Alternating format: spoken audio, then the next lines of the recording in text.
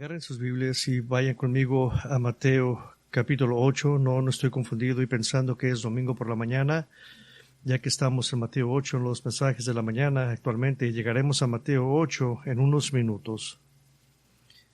Y luego vamos a continuar con otras escrituras. Hay que ir al Señor en oración y crecer en nuestro entendimiento de Dios. Padre, venimos en esta mañana, en esta tarde, llenos de agradecimiento por haber dado este día, de comenzando en esta mañana en oración y en la escuela dominical y cantando juntos, cantando sus adoraciones, sus alabanzas con todos los santos aquí salvados por gracia, proclamando el Evangelio y conociendo que había en esta mañana personas que no conocen a Cristo, que a lo mejor confiamos que su palabra va a penetrar sus corazones y venir otra vez en esta tarde y abrir su palabra y considerar lo que va a venir a este mundo. Nuestro mundo puede ser un mundo que desanima bastante en veces, pero cuando consideramos lo que dice su palabra nos emociona y estamos llenos de gozo que algún día que el Rey de Reyes y Señor de Señores va a regresar, trayendo con él sus recompensas.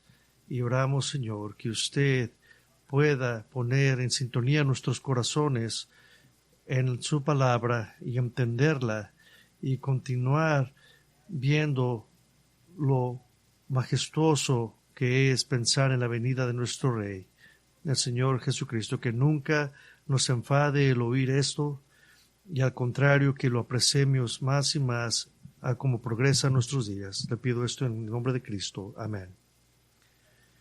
Esta tarde quiero simplemente introducir una miniserie que le he llamado Los Testigos del Nuevo Testamento, y es decir, es algo que tiene que ver con el milenio. Es cómo el Nuevo Testamento afirma un futuro reino intermedio de Cristo en la tierra, cómo trabaja. Pero quiero pasar un tiempo hablando de que hay sistemas teológicos que afirman que el Nuevo Testamento no afirma un futuro reino intermedio de Cristo en la tierra. Hay unos sistemas del postmilenialismo que dicen que el mundo en el que estamos ahorita está pasando a la misma vez el regreso de Cristo, y es simple entender que estamos en esta era y que Cristo viene y todo es arreglado. Nos gustaría pensar de esa manera, pero me gustaría hablar un poco más de esto, especialmente en el área del postmilenialismo. Pero hay un teólogo que se llama Keith Matheson, que escribió un libro que se llama Una escatología de esperanza, y da esta definición de la teología postmilenial. Y dice lo siguiente: según el postmilenialismo, en la era actual, el Espíritu Santo atraerá multitudes sin precedentes a Cristo a través de la predicación fiel del Evangelio. Entre las multitudes que se convertirán están los israelitas étnicos que hasta ahora han rechazado al Mesías. Y voy a ser claro, esto no está hablando de la nación de Israel, simplemente está hablando de todos los judíos en general. Y continúa diciendo que al final de la era actual Cristo regresará y habrá una resurrección general de los justos y los injustos, y tendrá un lugar el juicio final. Y esto describe lo que he estado hablando, que cómo resumen todo en un solo pedazo. Y en este libro, Matheson da algunos puntos importantes de la teología postmilenial, y muchos de los cuales son muy atractivos y con los que incluso estaríamos de acuerdo. Y quiero pasar tiempo hablando de esto, y quiero que entienda por qué creemos lo que creemos. Y aquí están unos puntos muy importantes de lo que ellos creen. Y he hecho mi trabajo en tratarlos de presentar de la mejor manera posible. El primero es el reino de Cristo ya ha sido inaugurado, que ya estamos en el reino de Cristo ahorita. Ahora, esto tiene que ver con el amilenismo, que no reconoce ninguna era entre ahora y el estado final sin pecado. El pasaje principal que siempre se cita para esta creencia es Efesios capítulo 1 del 22 al 23, donde Pablo dice: y sometió todas las cosas bajo sus pies y lo dio por cabeza sobre todas las cosas a la iglesia, la cual es el cuerpo, la plenitud de aquel que todo lo llena en todo. Otro punto mayor de los que ellos hablan es el reino de Cristo es redentor por naturaleza. Ahora, eso es un poco sutil de decir que es espiritual pero no físico. ¿Pero qué quiere decir eso? Quiere decir que el Señor está salvando al mundo hoy y está juzgando activamente al mundo hoy también. Y citan Hechos 10:42: y nos mandó que predicásemos al pueblo y testificásemos solamente que Jesús es el que Dios ha designado como juez de vivos y muertos. De él dan testimonio todos los profetas, de todos los que en él creen recibirán perdón de pecados por su nombre. Otro punto que ellos hablan es de que el reino de Cristo está creciendo de manera constante. El reino de Cristo está actualmente purificando el mundo, aunque la cizaña y el trigo y los falsos creyentes y los verdaderos creyentes siguen creciendo uno al lado del otro.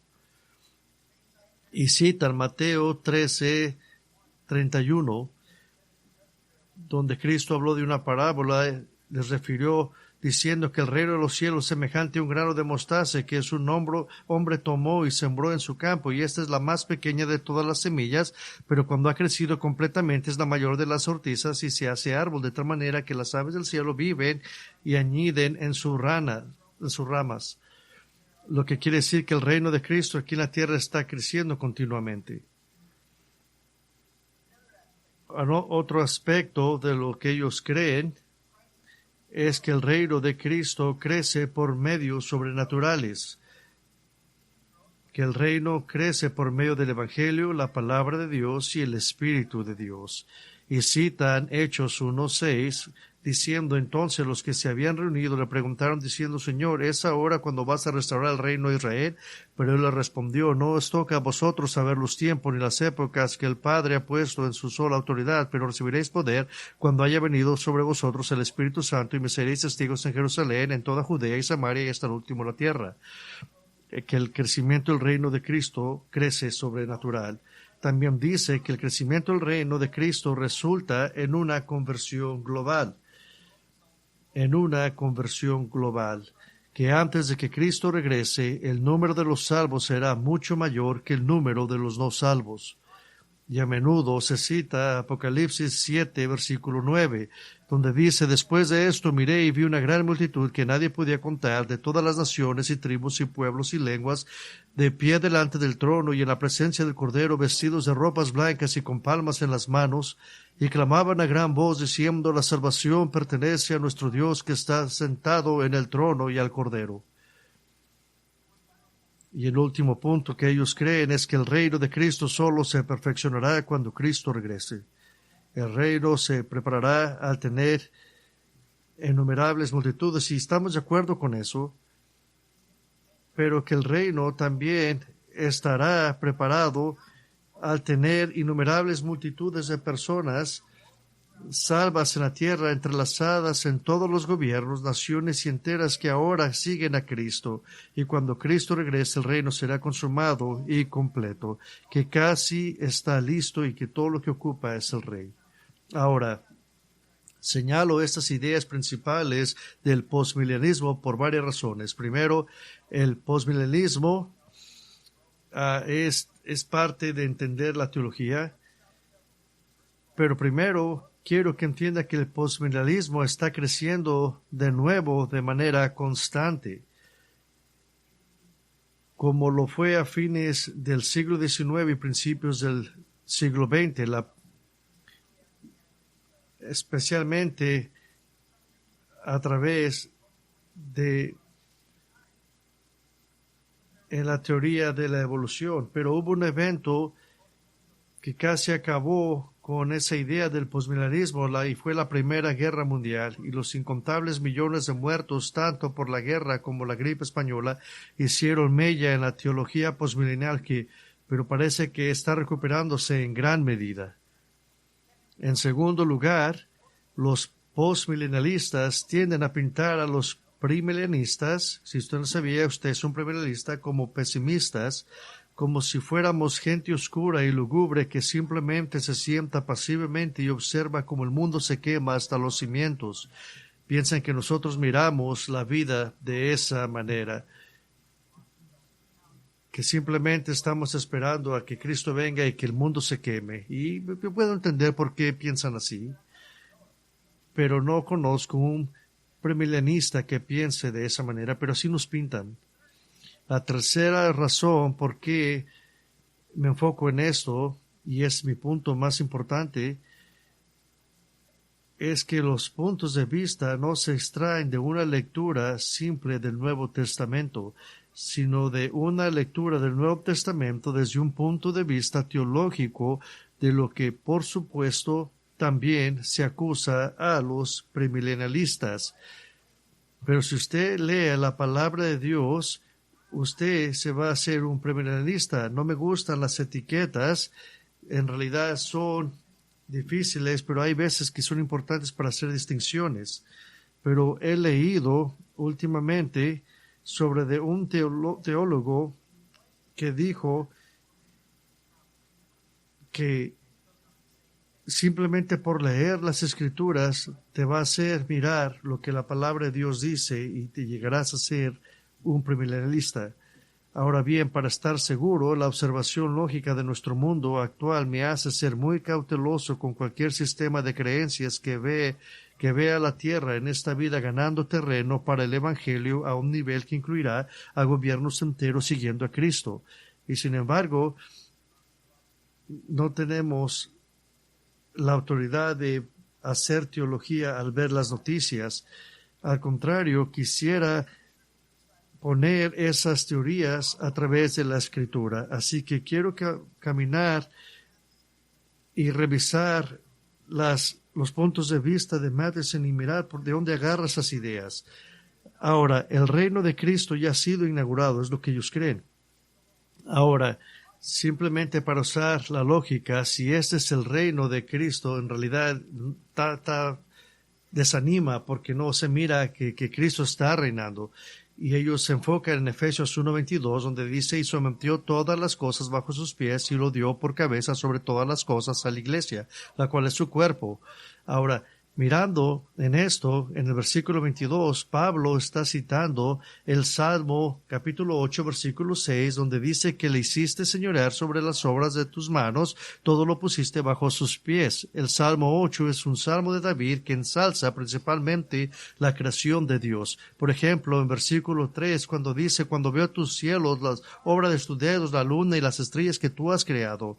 David, el salmista, afirma que Dios ha asignado a la humanidad el gobierno de la creación. Nuevamente, Salmo 8:6 dice, le hiciste señorear sobre las obras de tus manos, todo lo pusiste bajo sus pies.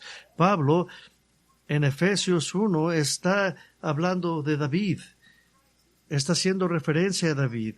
Hablando de Cristo, está afirmando la humanidad de Él en el contexto de Cristo como la cabeza de la iglesia, que tenemos una cabeza humana en la iglesia y es nuestro Señor Jesucristo. Y cuando comparas la preponderancia de las Escrituras que describen el gobierno de Cristo como algo que en última instancia sucederá en la tierra, este argumento no se sostiene. Ellos dicen que el creer que el reinado de Cristo todavía es futuro de ninguna manera denigra la soberanía de Dios, así como Dios no dejó de ser soberano cuando quitó su gloria del templo de Israel en Ezequiel 10. Así que el reino de Cristo no ha sido inaugurado, va a ser inaugurado cuando esté aquí. Déjenlo pongo de esta manera, usted se va a dar cuenta cuando eso pase. ¿Qué tal esta acertación? El reino de Cristo es redentor por naturaleza y el Señor está salvando al mundo hoy y está juzgando activamente al mundo hoy. Y mencionan Hechos 10:42, donde hablan de estas cosas. Y estoy de acuerdo de que damos testimonio de Cristo está en esta era, pero estos versículos que afirman que Cristo ha sido designado como juez no declaran que Él está haciendo eso ahora. Y yo dijera algo teológicamente lógico, si Cristo está juzgando al mundo ahora, ¿cómo exactamente lo está haciendo? ¿Me puedes enseñar evidencia de eso? Dicen que el reino de Dios está creciendo de manera constante. El reino de Cristo está actualmente purificando el mundo a pesar de que la cizaña y el trigo, los creyentes falsos y los creyentes verdaderos continúan creciendo uno junto al otro. Y citan a Mateo 13:31, donde dice que el reino de los cielos es semejante a un grano de mostaza que un hombre tomó y sembró en su campo. Ahora, nosotros estamos de acuerdo que los ciudadanos del reino están creciendo en esta tierra. A medida que las personas se convierten, mueren y van al cielo, la ciudadanía del reino crece continuamente y estamos de acuerdo con eso. Pero incluso una lectura rápida de Mateo 13:36, en el que Jesús afirma que la cizaña crece con el trigo, no dice nada acerca de que el trigo abrume a la cizaña en esta era, solo que ambos se producirán. De hecho, el versículo 43 dice que los justos brillarán como el sol en el reino solo después del regreso de Cristo y su juicio sobre la tierra, no antes. Y también somos acusados por ser pesimistas, pero en realidad somos bíblicos. Creemos lo que la Biblia dice.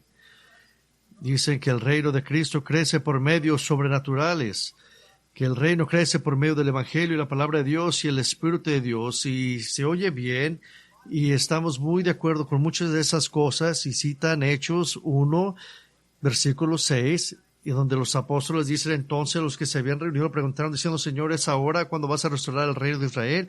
Pero él les dijo, no os toca a vosotros saber los tiempos y las épocas que el Padre ha puesto con su sola autoridad, pero recibiréis poder cuando el Espíritu Santo haya venido sobre vosotros. Esta interpretación requiere, en primer lugar, que Israel signifique el mundo entero, no solamente una nación. Los discípulos que preguntaron esto ciertamente no pensaban eso, estaban esperando que Jesús restaurara específicamente Israel. Y note que la respuesta de Jesús es básicamente no ahora, sino por ahora hay que crecer la iglesia. Es decir, la iglesia debe cumplir su misión y el reino vendrá más tarde.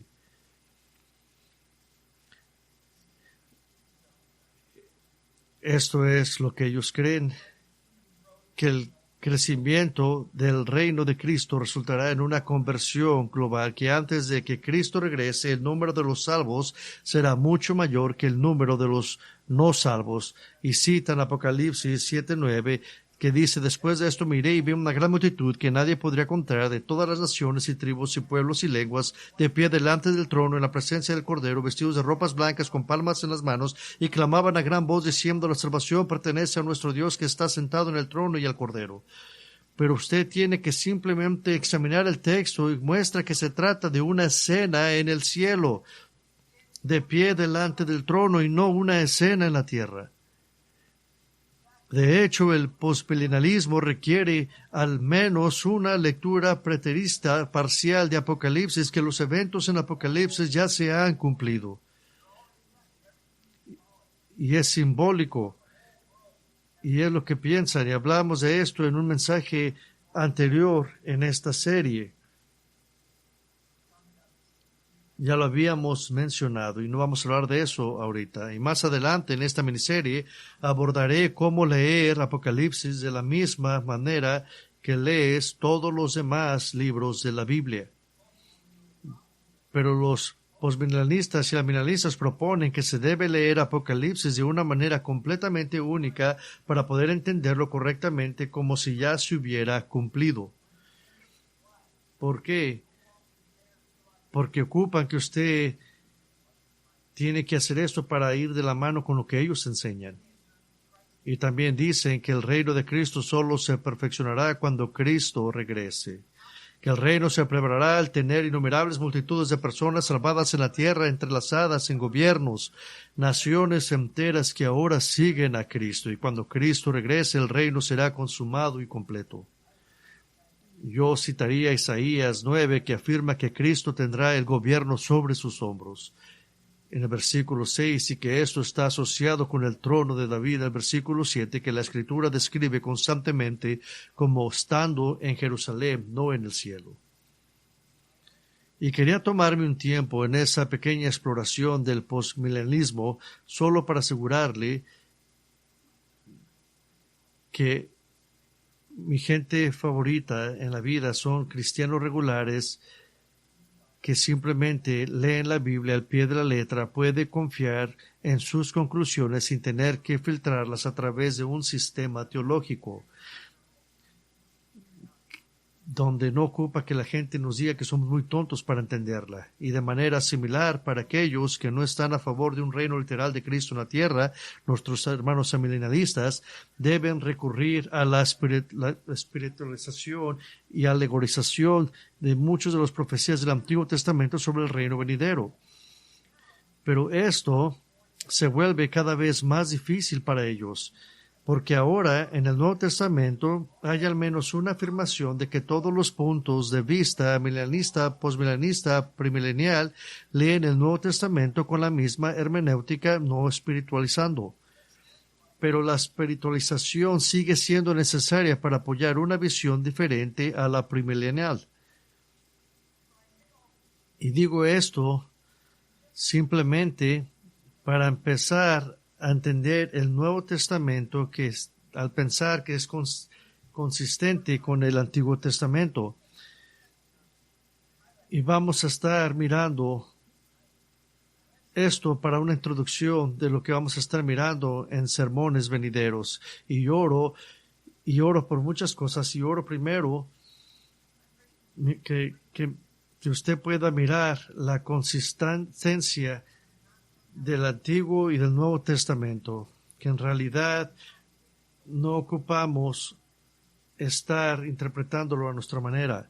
Segundo, oro que continúe fomentando un anhelo por el regreso de Cristo y porque el mundo sea sanado por su poder. Estamos pasando mucho tiempo hablando de la venida de Cristo, que quiero que esto esté caminando por sus venas a través de su sangre y que estemos pensando constantemente sobre la venida de nuestro Señor Jesucristo. Quiero que usted esté pensando en eso todo el tiempo. El apóstol Pablo nos dijo que nos animáramos los unos a los otros con palabras de su segunda venida. Pero la tercera oración que yo quiero para usted es que crezcas en fortaleza teológica al ver un alcance más amplio de la enseñanza del Nuevo Testamento sobre el reino milenial.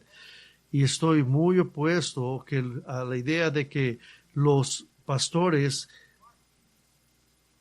anden diluyendo la palabra de Dios para que ustedes la entiendan. Ustedes no son personas tontas, ustedes son personas inteligentes que pueden pensar.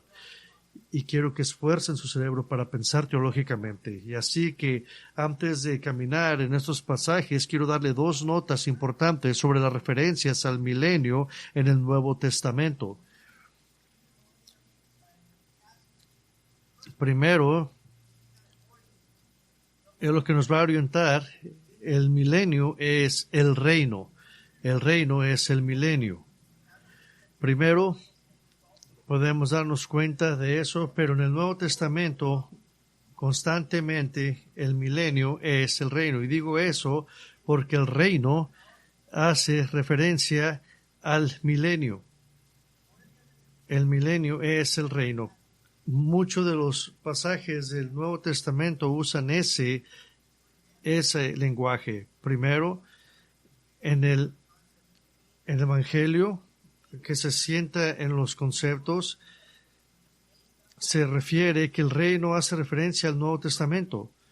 Al Antiguo es un reino terrenal y habla de la residencia de esas personas que están en el reino. Ahora Jesús ciertamente enseña los aspectos espirituales internos del reino de Dios. Por ejemplo, en el Sermón del Monte, cuando dijo que benditos sean aquellos que desean el reino, pero también habla de los aspectos físicos del reino. En Mateo 22, Jesús afirma la resurrección física de todos los que lo reciban como Señor, Salvador y Rey. Y para estar claros, el reino del que se habla en Mateo no es una versión renovada que ahora se centra únicamente en la iglesia sin más programa para Israel nacional. Las promesas del Antiguo Testamento de un reino no están espiritualizadas ahora para significar solo verdades espirituales en el reino. Y lo he mirado mucho a través del tiempo que he estudiado. Y he mirado que hay hombres que han predicado en el siglo XX donde ponen una pared muy grande entre Malaquías y Mateo, y de repente empiezan a espiritualizar las cosas y empiezan a hacerlo todo más difícil, y queremos alejarnos de eso. Dios le prometió a Abraham que reyes vendrían de él, y Dios prometió a David que un rey vendría de él, que reinaría por siempre y para siempre. Dios prometió a ambos que este rey gobernaría en la tierra. Por eso el Evangelio de Mateo comienza en el capítulo 1:1 que Jesús es el hijo de David, el hijo de Abraham. ¿Por qué David está primero? Porque David fue el rey más grande de Israel, y Jesús es descendiente de él, y el rey es exactamente, el reino habla de la misma manera. Jesús dijo que cualquier escriba que se hiciera un experto en el Antiguo Testamento, dice que ha sacado a la luz un tesoro que es tanto nuevo como antiguo, que han estado interpretando el Antiguo Testamento de una manera correcta, y eso es lo que se refiere como un tesoro. Y Jesús dijo de eso. El reino encontrará su cumplimiento máximo en el reinado literal y terrenal del Rey Jesús en el trono de David, como se predijo en Isaías, en Ezequiel, gobernando sobre Israel y todas las naciones, como se predijo en Zacarías. Es consistente. El reino es el milenio es el reino. Y hay una segunda nota, que el reino aún no está aquí, pero muchos de sus ciudadanos sí. Es un argumento muy utilizado, muy simple de entender. En realidad, si usted se va a otro país, no lo hace un ciudadano, usted simplemente está ahí visitando, y Pablo habla de eso, que nosotros no estamos ahorita aquí en el reino, pero somos ciudadanos de ese reino. Hay un argumento muy utilizado a favor de un reino presente de Cristo en la tierra, con el gobernando espiritualmente desde el cielo, y proviene de Lucas 17:21. Usted no tiene que ir ahí, pero fíjese lo que dice. Y Jesús exhorta a los fariseos a que no se darán cuenta, y Cristo le está diciendo a los fariseos que ustedes no están aquí viendo el reino simplemente por esperarlo. Y la versión de Reina Valera traduce esto: porque aquí el reino de Dios está dentro de vosotros. Y esto es un argumento para decir que el reino está aquí, que es interno en nosotros, que es espiritual. Y para ser claros, puede traducir eso como que está dentro o en medio de ustedes. Y esto ha sido interpretado que ha sido algo que está dentro de nosotros y que no tiene nada que ver con entidades nacionales. Y estamos de acuerdo que para ser un ciudadano espiritual del reino empieza por lo que está dentro de usted. Pero eso es lo que Cristo estaba diciendo, que el reino es espiritual, o que el reino está aquí ahora o en medio de vosotros. Jesús no está diciendo que el reino es puramente interno, ni que el reino está aquí ahora en su totalidad. Él estaba hablando a los fariseos, señalando que el reino estaba disponible incluso para los fariseos, pero la oferta era temporal y finalmente los condenaría. ¿Qué está diciendo? El rey está literalmente frente a ellos. El reino está ahí mismo en la persona del rey. El reino está a su alcance, en medio de ellos. Si tan solo adoraran a Cristo como Salvador, Rey y Señor. De hecho, Él está diciendo, el reino está aquí en ustedes y ustedes adoran al Rey que soy yo.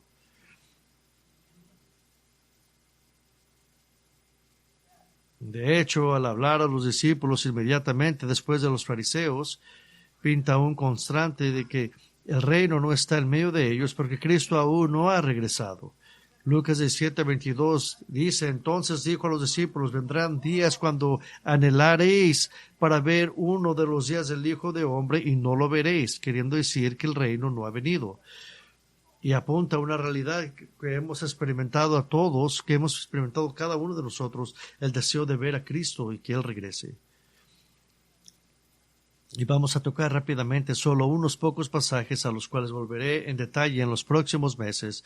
Para ser claros, esta ciertamente no es una lista exhaustiva en las enseñanzas del Nuevo Testamento sobre el reino venidero de Cristo.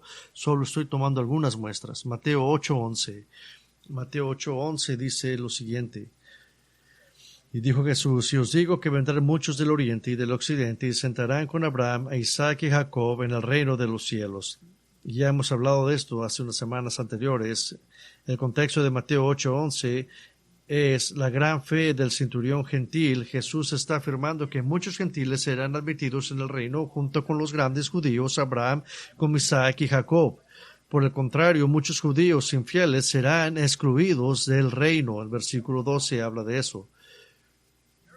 Y lo terrenal y lo celestial son reunidos. Este es el reino de los cielos. No significa en el cielo, sino el reino de los cielos como sinónimo del reino de Dios. Pero la gente que viene proviene de todos los rincones de la tierra. Un teólogo interpreta esto como que Jesús probablemente estaba aludiendo al banquete de coronación que preparará el comienzo del milenio. Y esto ciertamente parece coincidir con Isaías 25:6. Y Jehová de los ejércitos preparará en este monte un banquete suntuoso para todos los pueblos, un banquete de vino añejo, de trozos selectos con tuétano y de vino añejo refinado. Y en este monte destruirá la cubierta que está al destruir a la muerte para siempre. Y el Señor Jehová enjuagará las lágrimas de todos los rostros, y quitará el oprobio de su pueblo de toda la tierra, porque Jehová ha hablado. Y se dirá en aquel día: he aquí, este es nuestro Dios, en quien hemos esperado para salvarnos, y este es Jehová, en quien hemos esperado. Gocémonos y alegrémonos en su salvación. Ningún judío pensaría que esta referencia al reino está en una tierra celestial etérea. El reino siempre está en la tierra para el judío. Vaya conmigo a Hechos capítulo 1. Y leí este pasaje antes, pero quiero volverlo a leerlo. Hechos 1, capítulo 1, versículo 6. Antes de la ascensión de Cristo, dice lo siguiente. Entonces los que se habían reunido le preguntaron diciendo: Señor, ¿restaurarás el reino de Israel en este tiempo? Y él les dijo: no os toca a vosotros saber los tiempos o las razones que el Padre puso en su sola potestad, pero recibiréis poder cuando haya venido sobre vosotros el Espíritu Santo, y me seréis testigos en Jerusalén, en toda Judea, en Samaria y hasta lo último de la tierra. El punto principal que quiero destacar es simplemente que los discípulos estaban pensando de manera renovada acerca del reino de Dios. Esto fue el contenido principal de las enseñanzas de Jesús a ellos después de su resurrección. Fíjese el versículo 3, a quienes también después de haber padecido se presentó vivo con muchas pruebas indubitables, apareciéndoles durante 40 días y hablándoles acerca del reino de Dios. Les está enseñando escatología. Y tiene sentido porque está a punto de marcharse y les tiene que decir lo que van a esperar. Así que una comprensión recién adquirida del reino, su pregunta revela lo que se les había enseñado. La pregunta es: Señor, ¿vas a restaurar tu reino en la tierra? El Señor revela lo que les estaba diciendo. Y les dice que el reino está en la tierra. ¿Por qué? Porque Israel está en la tierra. Es lógico. También revela que el reino está enfocado en Israel. Y dijo también que el reino no viene todavía. Y también les dijo que la era de la iglesia debe suceder primero. Y van a recibir poder cuando el Espíritu venga sobre vosotros. Y serán testigos en Judea, en Samaria. ¿Y cuál es la implicación? Hasta después que el reino va a venir. Vaya conmigo a Hechos capítulo 15. Los apóstoles se enfrentan a un peligro teológico que deben manejar. Y los hombres estaban entrando a la iglesia enseñando que la ley de Moisés debería ser guardada para ser salvos, específicamente que uno debería de ser circuncidado para convertirse en un judío antes de convertirse en cristiano. Así que los apóstoles y los ancianos de la iglesia se reunieron para estudiar el problema. Pedro afirmó correctamente que él era el testigo personal de la venida del Espíritu Santo a los gentiles y que en lo que respecta a la salvación en Cristo, el Espíritu Santo no hizo distinción entre nosotros y ellos, purificando por la fe sus corazones. Y Pedro hizo una gran declaración del Evangelio en Hechos 15, versículo 10. Ahora pues, ¿por qué tentáis a Dios poniendo sobre la cerviz de los discípulos un yugo que ninguno de vuestros padres pudo llevar? Y así que en el juicio final, representando por Santiago, la cabeza de la iglesia en Jerusalén, parte de su declaración fue una cita de Amos, capítulo 9, 11. Fíjese lo que dice Hechos 15, 16. Y reedificaré el tabernáculo de David y está caído, y repararé sus ruinas, y lo volveré a levantar, para que el resto de los hombres busquen al Señor y todos los gentiles sobre los cuales se ha invocado mi nombre. Así que Santiago está afirmando que Dios tiene un plan de salvación para los gentiles, pero está usando el reino futuro como prueba de este plan. Después de estas cosas volveré. La Biblia nos dice en Amos 9, dice que en aquel día es la misma idea. ¿En qué día? En la reunión del verdadero Israel. En ese día, cuando la casa de David sea restaurada, en esos días, los gentiles invocarán el nombre del Señor. Eso también muestra que la evangelización continuará después de la gran tribulación y el regreso de Cristo a las generaciones nacidas en la tierra durante el periodo del reino. Pero el punto principal que Santiago está planteando al citar a Amos, un profeta que ministró 800 años antes, es que la inclusión de los gentiles no fue una idea divina posterior, sino predicha por los profetas. Pero al hacer presente ese punto, Santiago afirma un futuro regreso de Cristo para gobernar sobre la tierra durante un tiempo en que todavía se estaba llevando a cabo la evangelización, de ahí la presencia de pecadores ahí en el reino intermedio.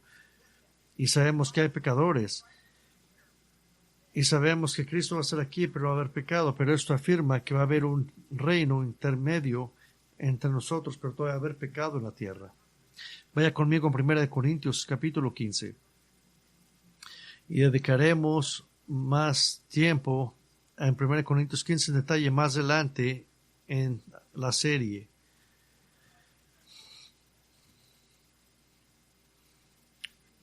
Primero de Corintios 15, 23.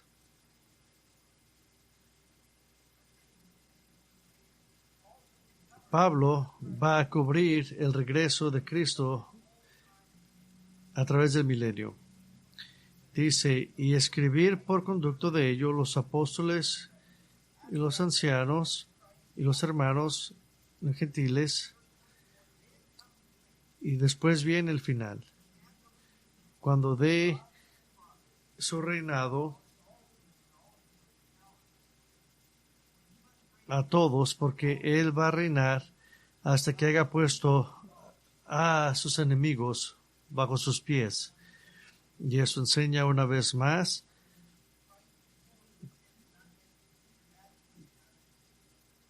que está hablando que cuando el reino esté dado al Padre, va a ir de la mano con los cielos nuevos y tierra nueva. Vaya conmigo a Apocalipsis capítulo 20. Y dedicaremos mucho tiempo en ese tema en los próximos meses, por lo que por ahora solo haré un breve comentario. Por la mayor parte en esta serie del milenio he brincado Apocalipsis 20 porque los premilenialistas son acusados de que simplemente ponemos toda nuestra teología en un solo pasaje, pero por eso no he querido tocar simplemente este versículo, sino todos los demás. Pero fíjese lo que dice Apocalipsis 20, el 4.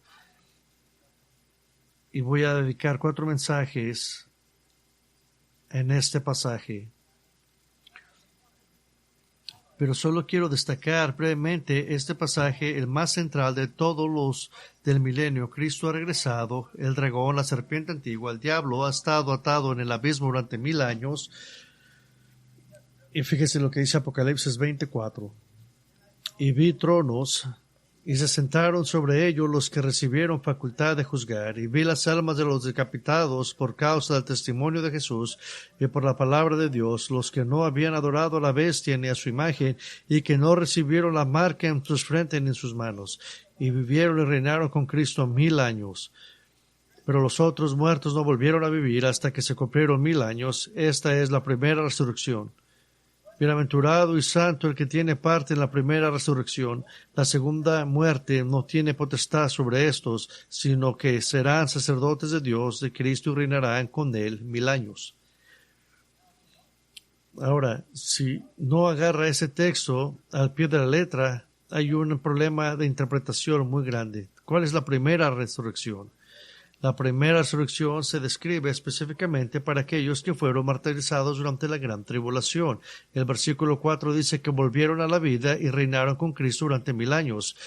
La segunda resurrección implícita se encuentra en el versículo 5, que dice que el resto de los muertos, los salvos, los no salvos, no volvieron a la vida hasta que se cumplieron los 1000 años. Y ahí está bien claro indicado ahí. Y observe que la resurrección de los santos de la era de la iglesia no es parte de este cuadro. Eso ya sucedió según 1 Tesalonicenses 4:13. Pero el problema de interpretación surge debido a la interpretación amilenialista, que la primera resurrección de la que se habla aquí es simbólica de una resurrección espiritual, que es la regeneración de los creyentes en el momento de la conversión, o la entrada de los creyentes a la vida en el cielo en el momento de la muerte, que tiene que ver en el momento que usted fue salvo al momento que usted se fue al cielo. Y la segunda resurrección, la de los incrédulos, es de una naturaleza literal, pero la primera no. Es simbólica, es espiritual. Ahora, la razón de esta interpretación es que es la única interpretación que permite a los amilianistas seguir creyendo que todas las resurrecciones físicas reales ocurren al mismo tiempo cuando Cristo regresa, ya que no existe un reino intermedio en su opinión. Recuerde, eso pasa al último para ellos. Lo señalo porque nadie que lea este texto de manera lógica y sin un teólogo que le diga lo que realmente significa, llegaría a esa conclusión. Eso es lo que el texto dice claramente.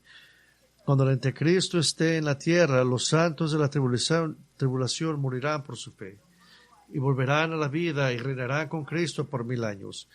1000 años después, toda persona que haya muerto sin Cristo resucitará, y el juicio del gran trono blanco del versículo 11 al 15 confirma la resurrección de los muertos no salvos. Y el texto mismo no hay nada en absoluto que indique que la primera resurrección es de naturaleza espiritual y la segunda es de naturaleza física. Si mira lo que quiero decir cuando hace un texto espiritualizado, esto es simple. Primera resurrección, personas decapitadas por su fe. ¿Cómo exactamente se espiritualiza eso si la primera resurrección simplemente habla de una conversación con Cristo? Y las personas decapitadas vuelven a la vida. Segunda resurrección, los no salvos vuelven a la vida. Misma frase, misma idea. La interpretación clara que dice, o que usa el lenguaje, es que la segunda es igual que la primera, no es que son diferentes. La interpretación que omite los 1000 años interminados se inserta en el texto sin una sola pista en el texto mismo.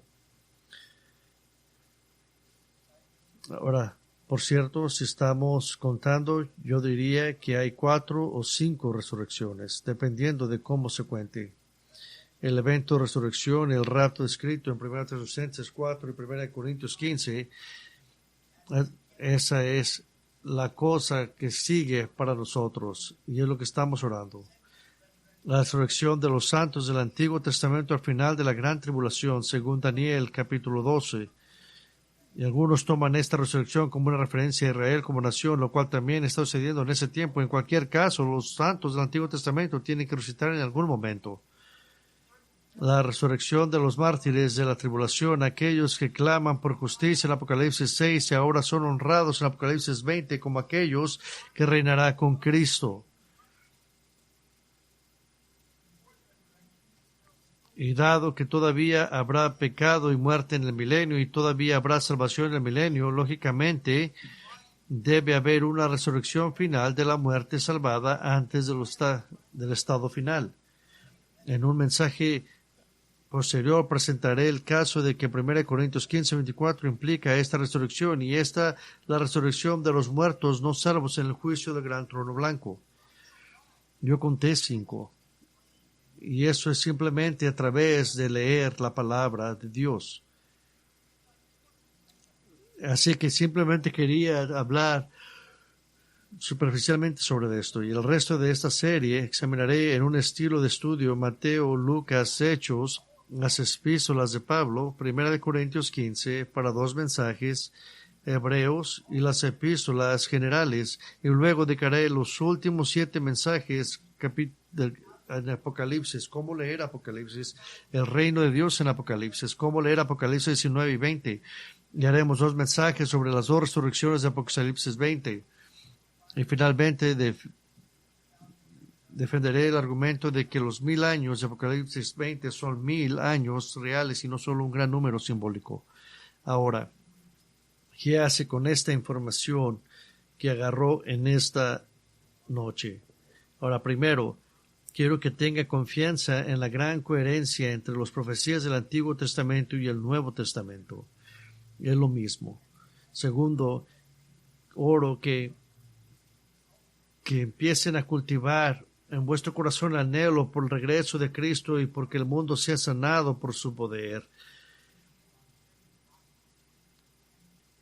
Quiero que con todo mi corazón, que entre más usted espera la venida de Cristo, usted más va a trabajar en la salvación de los demás, a compartirles el Evangelio. Y tercero, quiero que se preparen para esta serie sobre el Nuevo Testamento para que crezcan en fortaleza teológica al ver un alcance más amplio de la enseñanza del Nuevo Testamento sobre el reino milenial. Ahora esto me hizo pensar que muchas veces nos hacen creer a nosotros que somos premilenialistas, que somos personas deprimidas, que simplemente estamos esperando que el mundo sea destruido, que no nos importa lo que está pasando.